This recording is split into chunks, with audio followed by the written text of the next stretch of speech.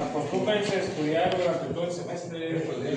Además, estudien un día antes para el examen, no se les va a quedar nada. Van a seguir sacando las mismas calificaciones.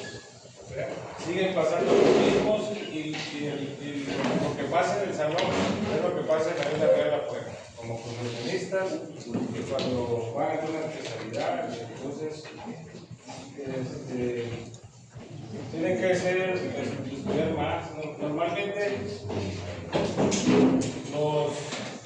los estudiantes del TEC estudian más o menos 6 horas al día, aparte de las clases.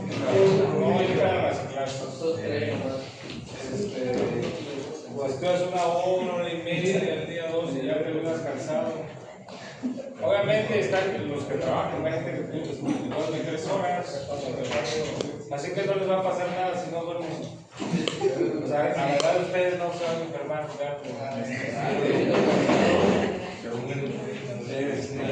Bueno, solo anoten lo que yo les diga. Vamos a empezar a ver fracturas de miembro superior. Esta es una cintura escapular, por lo menos tienes 5 articulaciones: esternoclavicular, acroclavicular, coracoclavicular, el corredor trapezoideo y coracoacromial, ¿verdad? Y la glenohumeral. Entonces siempre hay que tener en cuenta que esas articulaciones estén congruentes. Cuando hay una fractura de escápula, la escápula le dividen en 3 partes: una que es articular, la que es de color rojo, una que es extraarticular, que es el color gris, que es el cuerpo, y una que es incongruente, por ejemplo la coracoides y el acromion. Todo lo que está en rojo, lo ideal es operarlo. ¿Por qué? Porque si no hay congruencia con la cabeza del húmero, va a haber una artrosis postraumática temprana. Entonces, incluso la coracoides, el acromion, si lo dejas de manera conservadora, pues es una pseudoartrosis, pero no le va a ocasionar gran problema al paciente. Entonces, las fracturas de la glena, la porción articular, la gran mayoría son quirúrgicas por el riesgo de artrosis. ¿Qué radiografías van a pedir? Hay una transescapular, en realidad una AP y una axial. Con una AP axial hacen el diagnóstico, no hay una. Las que son conservadoras son de 6 a 8 semanas, inmovilizador, va a hablar. A algunos le preguntan cómo se moviliza con un inmovilizador con 30 grados de abducción y rotación externa, nada más. Lo demás, striker, proyecciones, y eso nunca les van a, eso no se les van a preguntar. Entonces, AP y una axilar, y las fracturas articulares, pues son las que puedes hacer quirúrgica. Las fracturas de clavícula en Perú, ¿verdad? Es el único país que en la gran mayoría de los casos que fracturan de clavícula no los operan. Y si ves en Estados Unidos, a la gran mayoría de los pacientes que fracturan de clavícula no operas. ¿Cuál es la zona más común que se fractura la clavícula? Una clasificación viejísima que se llama de Alma. Las tipo 1 son las que se fracturan al tercio medio en esta zona. ¿Qué fracturas es la zona más común que se fractura la clavícula? Medial o lateral. Cuando hay una fractura lateral es compleja de reducirla. El tratamiento, el 90% de los pacientes que se fracturan la clavícula los pueden dejar de manera conservadora, y la respuesta es sí. ¿A qué pacientes van a operar? Con fracturarse la clavícula jugando el domingo. Los que tengan compromiso neurológico. Una fractura congenita, una fractura expuesta, por desplazamiento van a fracturar una clavícula.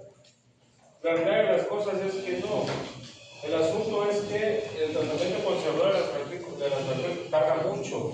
Van a estar de 4 a 5 meses, tarda muchísimo en conservar. Además que vas a sentir un callo, vas a necesitar muchísima rehabilitación, va a ser capsulitis del hombro. Entonces a mí me da la opción, si me fracturo, pues que me operen, porque así ya en 10 días, 7 días ya puedo estar trabajando. O sea, quizás no con todos los rangos de movilidad, pero sí pudiera hacer prácticamente casi todo, ¿verdad? Y andar inmóvil, pues iba a ser un desastre. A menos que haya una contraindicación. Fracturas expuestas con minutas, o una fractura segmentaria, por ejemplo, tienes una fractura de clavícula o una fractura de húmero. Pues opérate alguna de las dos, porque no vas a operar, o lesiones neurovasculares, ¿verdad? El tema es, algunos pacientes van a ver que el hombro lo tienen saltado, ¿verdad? La porción lateral de la clavícula se llama luxación acromioclavicular, se rompe la articulación acromioclavicular y los ligamentos coracoclaviculares, el coroideo, que es medial y el trapezoideo, que es lateral. Entonces, a esos pacientes los van a operar. Si un paciente de NFL que durante la temporada tiene una luxación acromioclavicular, lo van a operar. No, lo van a llenar lo van a infiltrar, lo van a llenar de esteroides y lo van a descansar 10 días y después lo van a poner a jugar otra vez. Es mucho dinero que se pierde con un jugador por cada partido que no juega. Entonces, hay una clasificación que se llama clasificación de Rothschild para pacientes con luxación acromioclavicular. Siempre se les van a preguntar. El grado 1 solamente es un esguince parcial, 10 días de reposo, inmovilización, hielo, analgésico, ¿verdad? Ese paciente lo maneja de manera conservadora. Y el paciente tipo 2, que es una lesión parcial, ¿verdad? Eso lo puedes dejar de manera conservadora. El 90% sana en 6 semanas, el otro 10% tiene dolor, urrosis, inflamación, se termina desplazando, pero el paciente que tiene una luxación acromioclavicular completa, en el caso de esta, ¿qué le van a hacer a esos pacientes? ¿Cómo?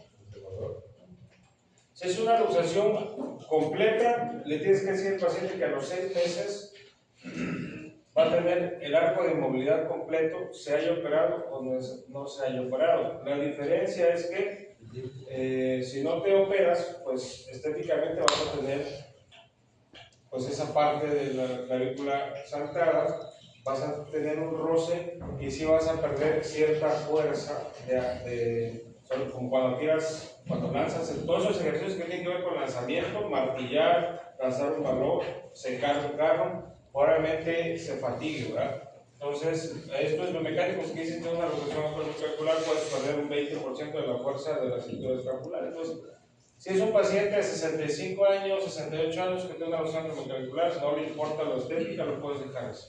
Si es un paciente de 22 años que juega béisbol, ¿verdad? Pues no le puedes dar la opción de tratamiento conservador, necesitas operarlo, ¿verdad? Esta es la cirugía. Ya cuando hagamos la cirugía, ya vamos a dar cuenta.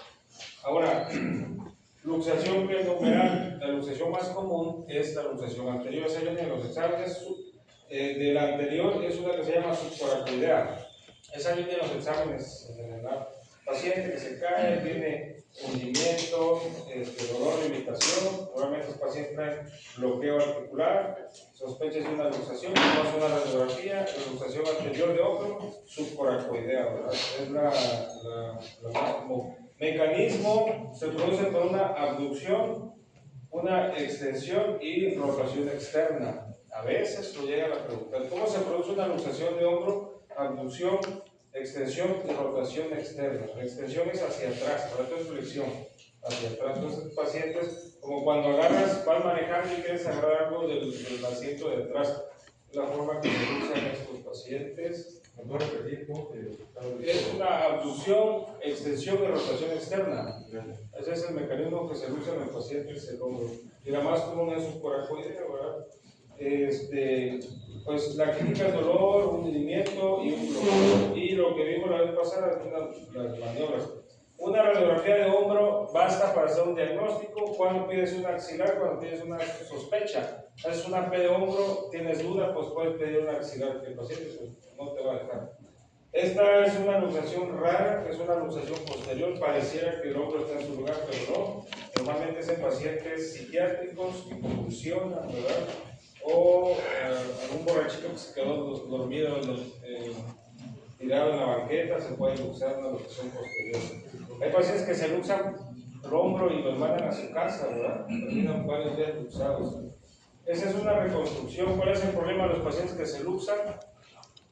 Que pueden desarrollar una inestabilidad. Una inestabilidad es que ¿alguien se ha luxado el hombro aquí? Nadie. Todos bien, bueno. Entonces, la luxación primera, la primera luxación es la más importante. Si la tratas bien, haces que cicatrice el tejido, probablemente el paciente tenga buena evolución. El problema de luxarse varias veces desarrolla lo que se llama inestabilidad. Inestabilidad es cuando el hombro se te sale, cuando pegas, cuando haces deporte, dormido, ¿verdad? Entonces ya eso ocasiona. ¿Es normal? No. Si un paciente se luxa 10 veces el hombro, pues ya tiene artrosis, ¿verdad? Es un problema muy complejo.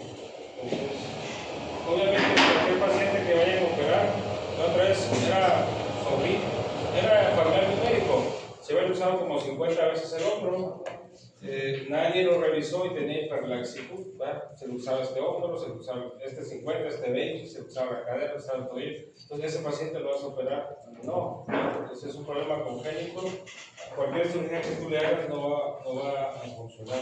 Las luxaciones se corrigen por artroscopías o cirugías abiertas. Ya cuando vemos cirugías artroscópicas, ya vamos a hacer una base, esto es como que una pincelada. Fracturas de húmero. ¿Qué se inserta en el húmero? El húmero tiene dos piquitos, ¿verdad? Que se llaman tuberosidad mayor y tuberosidad menor. En la tuberosidad mayor se inserta el supraespinoso y en la tuberosidad menor se inserta el subescapular. Son los dos tendones que hacen que se desplacen las fracturas de húmero. Si se tocan esos tendones, pues el paciente va a perder movilidad, ¿verdad? Entonces, hay varios estudios que, sobre todo en China, pasaron 1000 pacientes en un hospital y le hicieron un PET scan y ultrasonidos de varios, ¿verdad? Hasta el 40% tenían rupturas tendinosas y había como un 12% que tenían tumores, ¿verdad? Asintomáticos. Y allá estaban vivos los pacientes. Entonces, la mejor medicina es la preventiva. Recuerda que es la preventiva, no que siempre te van a estar escaneando, pero la verdad de las cosas es que sí. Entonces, las fracturas de húmero proximal, esa es una clasificación para fines prácticos, no es que, por lo menos le dije que las diaficiales son las que vienen del examen, estas, la verdad es que no. Entonces, ¿cuáles son las fracturas más complejas si las clasificamos? 1A 1.1 o A C.3. Recuerden que la C, ¿por qué? Porque las C son articulares. Entonces, toda la fractura articular es más compleja de operar y tiene más riesgo de tener secuelas. Las fracturas metafisiales y aficiales, como queden, con acortamiento, se infecte, pues puedes hacer mucho, pero si se te infecta una fractura articular, pues ya esa articulación ya caminó, ¿verdad? Va para prótesis. Cuando operen fracturas de húmero, además de la fractura, reparen el manguito rotador. Eso pudiera venir en el examen o como cultura en general. Cuando hagan una cirugía proximal de húmero, aparte del hueso, reparar el manguito rotador. Sí, a veces ponen placas y se ve muy padre, el paciente ni siquiera mueve la extremidad. La mayoría de las fracturas de húmero se pueden tratar de manera conservadora y la respuesta es que sí. Por ejemplo, si alguien de ustedes se fractura el húmero y tiene esa fractura diafisiaria y el doctor le va a decir, no te voy a operar, te voy a poner algo como esto, un brace, como esto. ¿Aceptarían el tratamiento? No. ¿Por qué? ¿Cómo? Bueno, tienes el riesgo de, si bien te va a hacer una consolación viciosa, ¿cuánto va a tardar ese hueso en sanar? 6 meses. Más o menos 4 meses. 4 meses porque va a ser una consolación secundaria porque va a tener movimiento, ¿verdad? Te vas a desesperar y como buen paciente vas a empezar a mover el brazo. A los 3 meses, 4 meses el doctor te va a decir, ¿sabes qué? Sí te voy a operar porque va retrasado, no está formando callo, ¿verdad? Entonces, ustedes son un mal paciente para dejar una fractura de húmero de visera conservadora. O sea, no sería un candidato. Es que es un paciente más grande, no sé, hay contraindicaciones. O sea, el último paciente que me llegó, creo que hace como 10 días, no lo operamos y es paciente joven, insuficiencia renal, multitratado. O sea, no es el mejor paciente para operar. Te vas a enchacrar con ese paciente. Entonces, estas son todas las cosas que puede ofrecer un paciente de húmero, diafisiario. Hay un yeso que se llama sarmiento, que es desde la axila hasta la mano, pesa muchísimo, es un yeso colgante. Si tú dejas, por ejemplo, si tú dejas esa fractura diafisiaria conservador, sí va a consolidar, el asunto que va a tardar muchísimos meses, ¿verdad? Tendría que ser un muy buen paciente. Y se ulceran, hacen herpes. O sea, yo he visto que pones un yeso 4 meses, se ulceran, hacen trombosis, hacen edema, hacen signos de renal complejo, les cae el herpes, entonces, pues y no lo pueden movilizar temprano. Entonces, la mayoría va a terminar en osteocitis, ¿verdad? Este es un soporte externo para darle un poquito más de estabilidad. Entonces, con las fracturas diafisiarias, el mejor tratamiento pues es una fractura. ¿Es estable o inestable esa fractura? Es muy inestable, ¿verdad? Quizás por un traje estiroideo largo, pero ya no estamos en ese tiempo, ¿verdad? Esto, la verdad que les van a llegar muy pocos pacientes fracturas de la cabeza del radio. Sí los hay. Paciente, ojo, esta siempre es caso clínico, paciente con un traumatismo, caída con el brazo en extensión y dolor a la supinación, ¿verdad? Ojo, siempre revisar el codo, ¿verdad? Porque a veces el dolor se irradia a la muñeca, pero siempre la máxima es todo paciente que se lastime el codo, además del codo, hacerle radiografías de muñeca y viceversa. Si un paciente se lastima la muñeca, también hay que hacerle radiografías de codo, ¿verdad? Las fracturas de la cabeza del radio, recuerden que se articula con el húmero y ocasiona mucha artrosis, mucho dolor, limitación en la pronosupinación.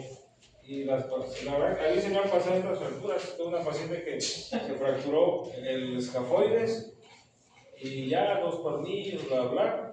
Y ya cuando lo operamos, ya estaba, vi que tenía limitación en la pronosupinación, un bloqueo, le hago una radiografía de codo y tengo una fractura de cúpula radial, pues ya estaba en quirófano una vez. Ya, pero, o sea, sí son muy subdiagnosticadas las fracturas de la cúpula radial. Las fracturas de olecranon, ojo, una fractura articular la puedes dejar de manera conservadora. Aquí hay una regla, los 2 milímetros. Cada vez la chica, entonces quizás con 2 milímetros te permita cierta vida esa articulación, pero si no queda congruente al 100 esa articulación, va a ser dolorosa y rígida y con artrosis. Las fracturas de olecranon son en un mecanismo de extensión y el mecanismo extensor es el tríceps. El tríceps es el que ocasiona que el fragmento del olecranon como la imagen que vimos entonces, por ejemplo, tengo una fractura de olecranon, el mecanismo de extensión, codo de extensión y el aparato extensor ocasiona fractura, entonces avulsiona la parte posterior del cúbito, ¿verdad? que es el olecranon. Entonces, yo no he dejado ninguna olecranon de manera conservadora, todas se desplazan, en realidad. Entonces, ¿qué principio mecánico vimos? Es el principio mecánico de tirante. Entonces, es una superficie que sea de un hueso curvo que convierte las fuerzas de tensión en compresión, ¿verdad? Entonces, es el famoso cerclaje oblique que se aplica en la rodilla, en el olecranon. Entonces, ya ahorita nada más me interesa que se atendiera el principio mecánico. Entonces, fractura de olecranon es el principio mecánico del tirante. Implantes son clavillos, alambres y movilización temprana. Entonces, ese, por ejemplo, mecanismo, diagnóstico y principio mecánico. Ya no es que van a operar al paciente, pero es como la lógica de las cosas como se van seleccionando. Luxación de hombro es anterior, supraecoidea. Luxación de codo es luxación posterior, posterolateral. Es la luxación más común del codo.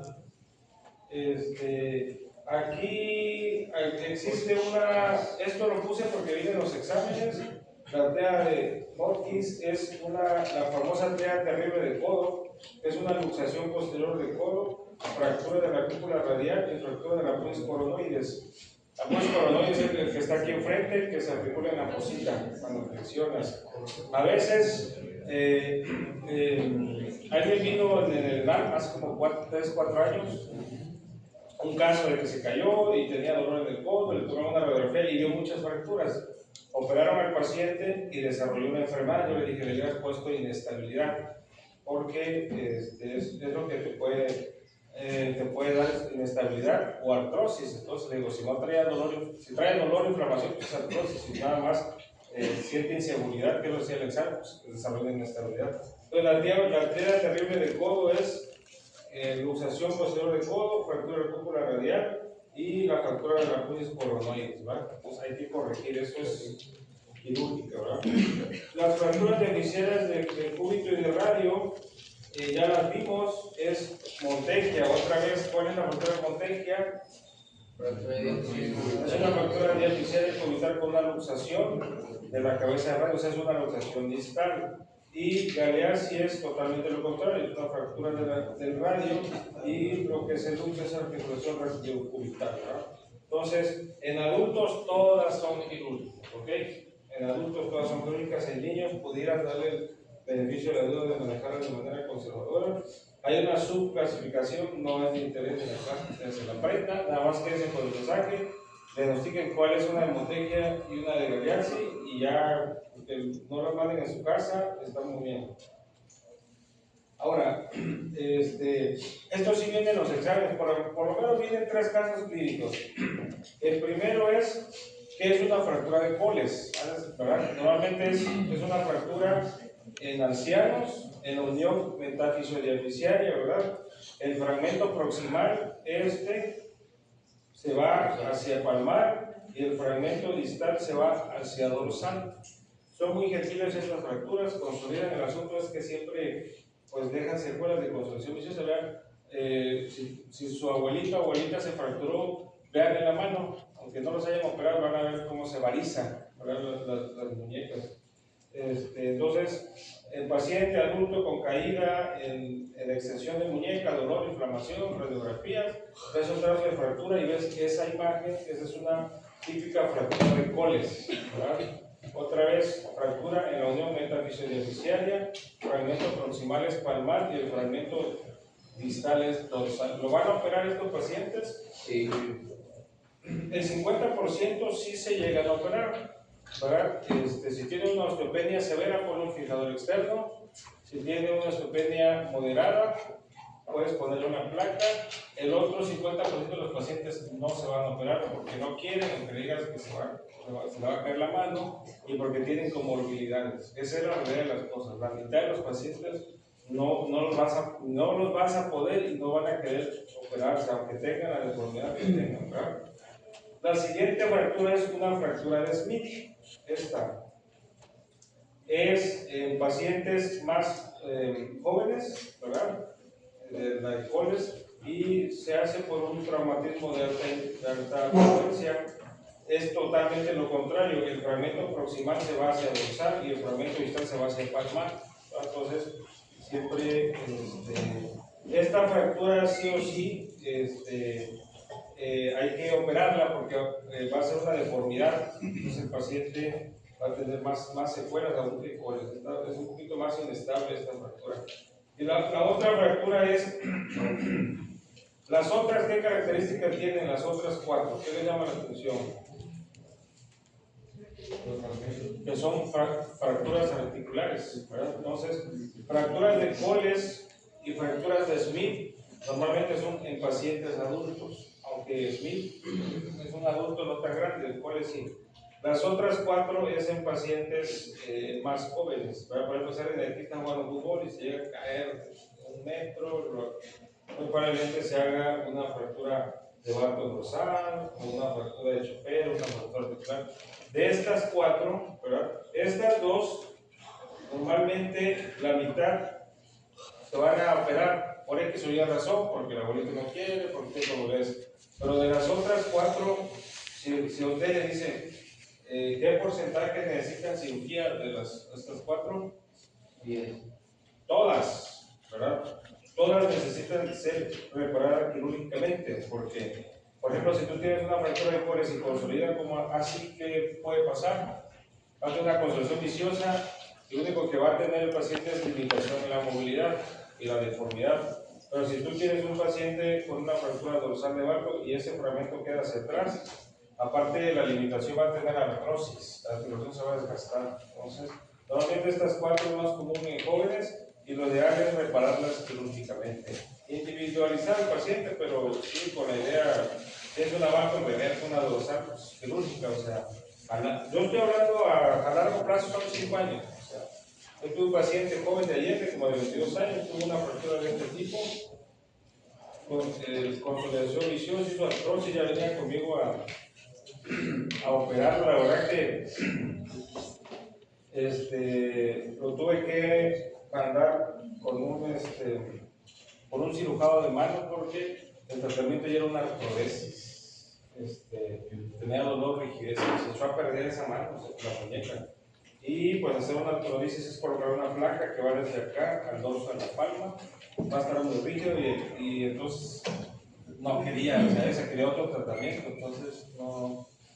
Sí, fue un caso complejo, no sé en qué terminó este paciente. Bueno, cuando veamos mano, vamos a ver fracturas. Bueno, esta es una. Si Bueno, ¿qué fractura es? Fractura proximal de húmero, ¿verdad? Si se dan cuenta, tiene un fragmento migrado a las 11 de la mañana. Este fragmento, ¿quién fue el responsable de levantarlo? Es la tuberosidad mayor, es el manguito rotador, el supraespinoso. Desplazó ese fragmento. Entonces, este paciente, se ve que no es tan grande, está desplazado, angulado, está cortado, entonces para que tú garantices una buena evolución, pues colocarle una placa proximal de húmero, ¿verdad? Hay que abrir, reducir, es un abordaje pectoral y después una evolución temprana, es una fractura subcapital, riesgo altísimo de necrosis, te colocas un clavo proximal. Bueno. Sí. Las fracturas articulares, ¿cuál es el mecanismo más frecuente? O sea, ¿hay una más medida o...?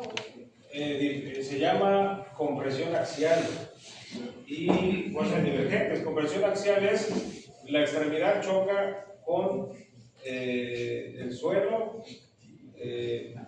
más tu fuerza más la gravedad. Ese es uno. Y la otra tiene una fuerza divergente y rotatoria, que es, bueno, caigo en extensión, toda mi fuerza va hacia el piso, pero el piso ejerce una fuerza contraria. Entonces hay dos fuerzas que se encuentran.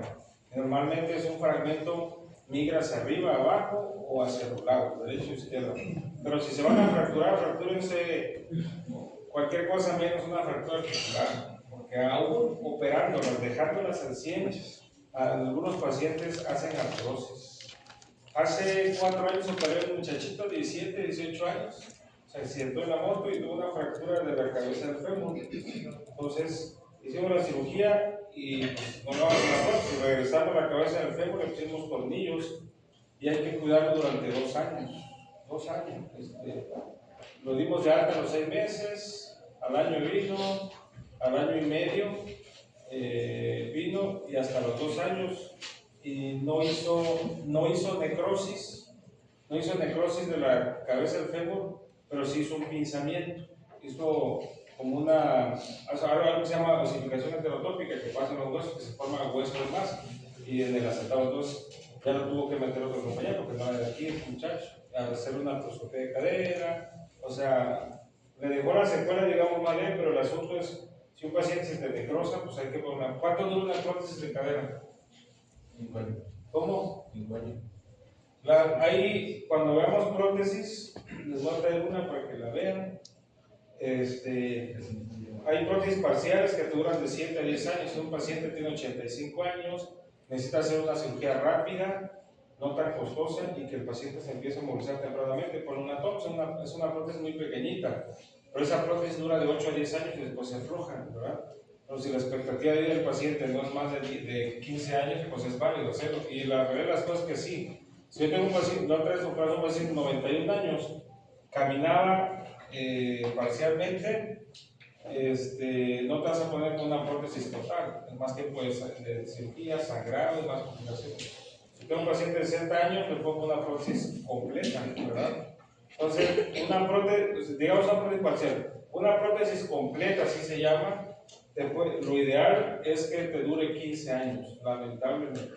O sea, muchos pacientes son sometidos a retrasos articulares y con la idea de que ya me operé la rodilla y ya, ¿no? Y las casas comerciales, yo pongo una marca que se llama Spiadenfio y en el sello viene garantía de 15 a 20 años, que es lo que puede durar esa prótesis.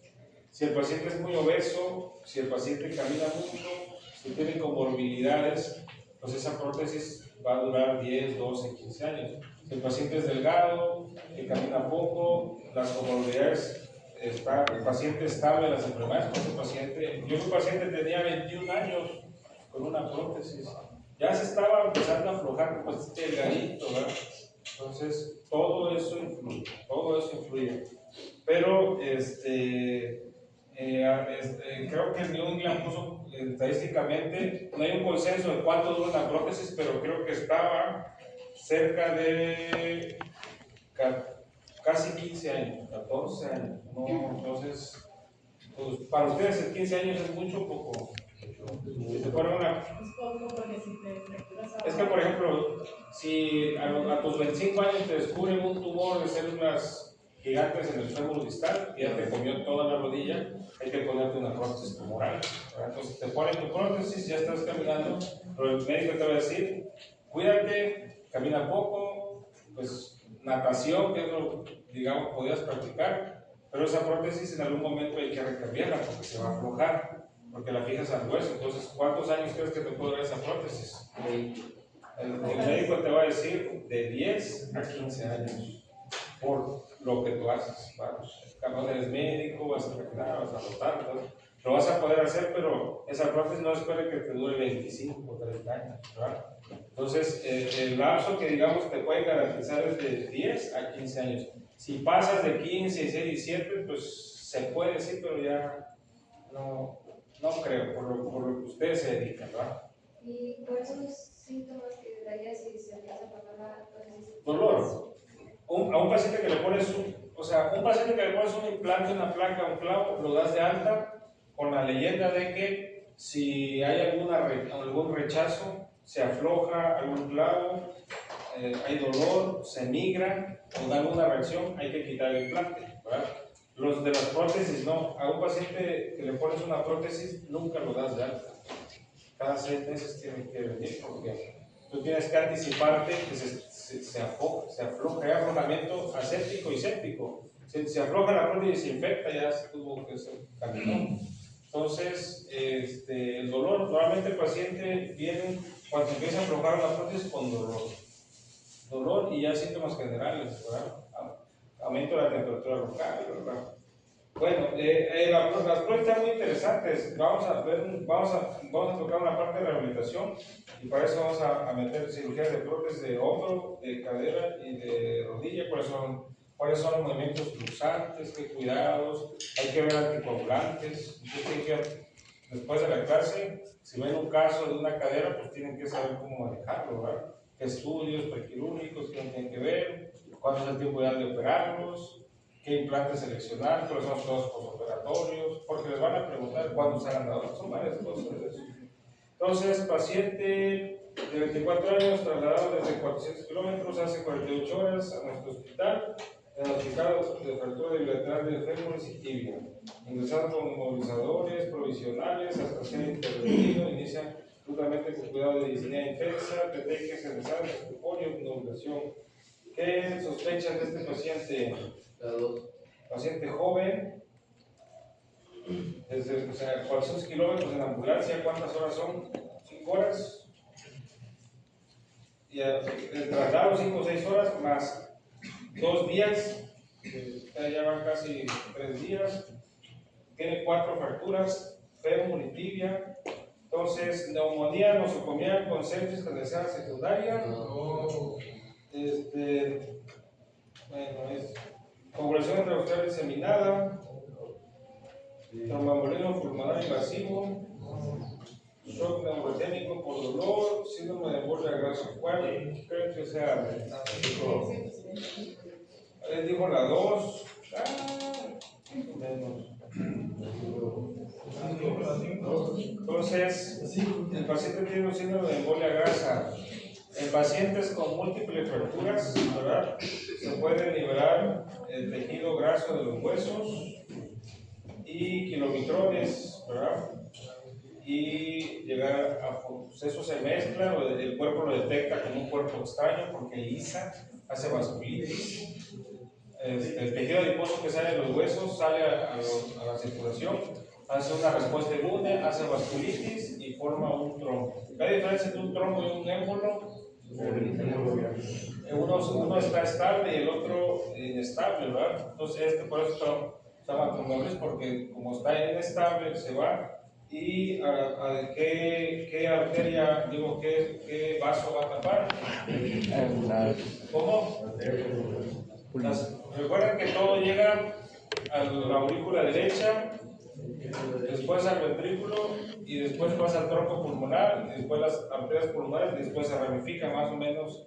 La gran mayoría se va al pulmón, a las arterias pulmonares de las dos a la derecha. Normalmente es la que Es la arteria pulmonar derecha es la que más obstruye en tromboembolismo pulmonar por fracturas. No sé de medicina interna y de cardio. Eso es yo estoy hablando de embolia grasa, ¿verdad? Es secundario a la fractura. Cuando es edema agudo de pulmón, ¿qué es eso? Cuando es por edema agudo de pulmón. Sí, pero ¿cuál le dicen? Paciente con edema agudo de pulmón. ¿Está trombosado o no? O sea, ¿tiene un coágulo tapado o no? ¿O solo es puro sobrecarga hídrica? Bueno, hay que aprender a diferenciarlos. Normalmente, por ejemplo, si viene un paciente con tromboembolia pulmonar, normalmente tiene éstasis, antecedentes de fractura, antecedentes de infección, sí. Pero si es por embolia grasa, la máxima es que tiene dos o más fracturas. Si el edema agudo del pulmón es porque lo sobrecargaste, los mecanismos de diuresis, bla, bla, bla, ¿verdad? Pero no es la clínica el edema de estos pacientes. Si empiezan en embolia grasa, hay unos criterios. Algunos pacientes que se van a Estados Unidos se los preguntan, ¿verdad? Hay criterios mayores y ahí que la respuesta se requiere la presencia de al menos un criterio mayor o 4 menores. Pero la primera, fíjense, yo lo que he visto en mi paciente que se fracturan y en los próximos 5 días tienen taquicardias, algo, porque este paciente se va a complicar, se va a trombosar, se va a embolizar, se va a infartar, algo no está bien. Para un paciente de fracturas que empieza con taquicardia, por ejemplo, si un paciente que al otro día trae taquicardia, por más como que esté sangrando, ¿verdad? Una anemia. Por ejemplo, a ustedes que sangren en una cirugía en 800 mililitros, se van a poner de mal, se van a estar chocando, diaforéticos, subnubilados, o sea, porque normalmente el paciente adulto tolera mucho. Una dama de 55 años que sangre litro y medio, a veces puede estar hasta asintomática, pero ustedes con medio litro de sangre se descompensan, el cuerpo no tolera esas cosas. Entonces, embolia grasa no se les olvide. Bueno, cuando termine la clase me avisan. ¿Ya? 3 minutos, ¿verdad? ¿A qué hora termina? Bueno, vamos a salir 3 minutos antes. La fractura del miembro superior vienen casos fáciles, así que eso no hay ningún problema. Las fracturas de la pelvis van a ver cuando todos los que rotan en el ISSSTE o en el HU, en el INSS, eso van a ver muchísimas fracturas de pelvis. Hay una SUB que se llama cirugía de pelvis y acetábulo, que son 2 años, ¿verdad? Normalmente esa especialidad está muy padre, pero es muy demandante. El trauma. Si haces trauma 4 años y haces 2 años más. Ves pruebas articulares, cirugía de pelvis y te la pasan viajando en todo el país porque normalmente son casos difíciles y hay pacientes recomendados que exigen un grado de complejidad, sobre todo la habilidad quirúrgica. La anatomía, recuerden que la pelvis tiene 3 anillos. Un anillo que es esto, que es la unión de las articulaciones acroiliacas y la síntesis del pubis, que siempre tiene que estar cerrado, y 2 agujeros obturadores que siempre hay que verlos de frente, ¿verdad? ¿Cuáles son las articulaciones posteriores? Articulaciones acroiliacas y articulación femoral y síntesis del pubis. Es una entrada, le llaman de entrada y de salida, una P, 45 grados de salida o 45 grados de entrada. Esas son las zonas, digamos, rojas. Entonces, si tú tienes una fractura de pelvis, ¿qué parte de la pelvis quieres que se fracture? Cualquier parte que no interrumpa el anillo. ¿Ok? Todo lo que dañe al anillo pélvico es grave, ¿verdad? Por más fea que esté la fractura en el ilíaco, ¿verdad? Y ojo, coxalgias, hagan su tag. Hay un montón de metástasis a pelvis. Yo he visto pacientes multi-infiltradas, que artrosis de cadera, de la manga del muerto, al final son lisis tumorales. Sí, o sea, no sé. este año 4 yo creo, o sea, en lo que va del año, y una conocida, con dolores raros, háganle su tag de pelvis, o sea, ovario, intestino, o metástasis, próstata. Hay muchas cosas que llegan a la pelvis. Y la última paciente fue ayer, me mandó, y ya tenía una imagen intensa en el hueso ilíaco, con lisis de hueso y una reacción inflamatoria severa, ¿verdad? Entonces, eso es una metástasis, ¿verdad? Obviamente no, el tumor no salió de ahí, hay que buscarle. PET y salió en el pulmón primario, ¿verdad? Entonces, pues ahí ahogo. Bueno, las fracturas de pelvis son de alta energía.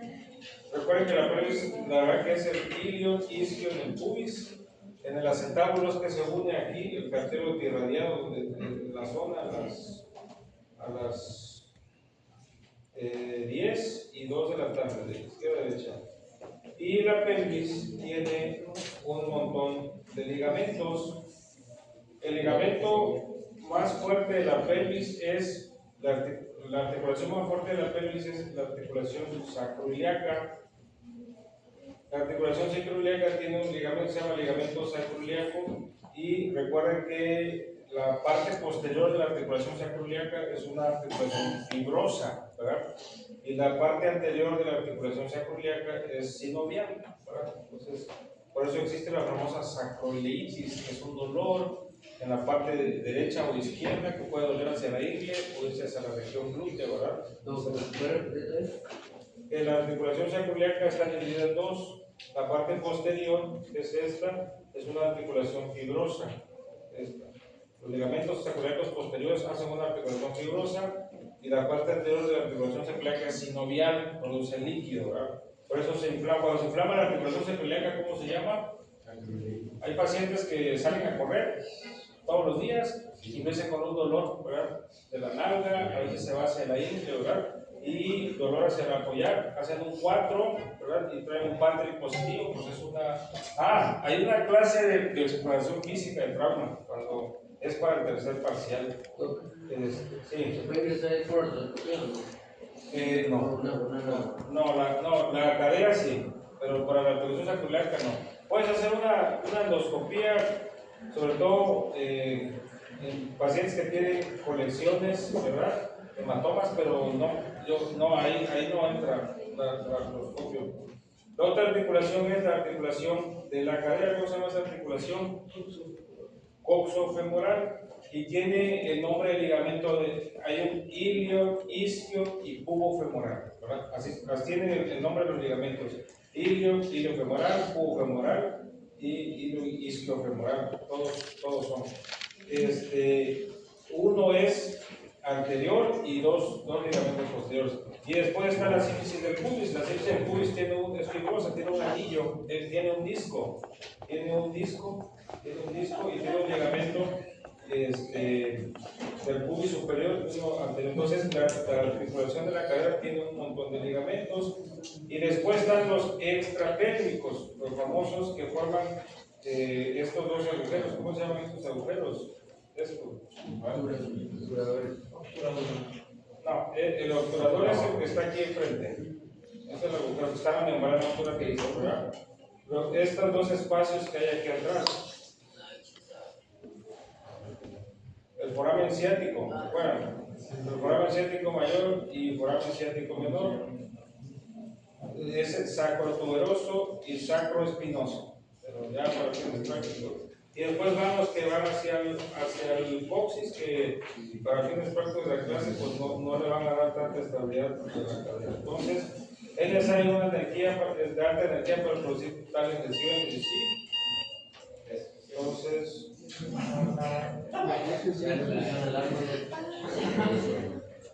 bueno, ya vamos a... Ese es un paciente con una fractura de pelvis. Vienen perforados, lesiona órganos de abdomen, popó por todos lados, sangre por todos lados. Y muchos pacientes portan enfermedades un poco complejas. Entonces, por eso, Ya les está uno, es padre operarla, pero ya conoces el paciente. Bueno, mañana nos vemos porque tienen examen de cardiología. Repaso. De cardio. Sí, el cardio. ¿Está bien el cardio? La onda delta. ¿En qué patología se ve la onda delta? Wolf Parkinson. ¿Qué es el tratamiento de esos pacientes? Es ablación. ¿Y qué van a hablar? ¿Cómo se llama el accesorio?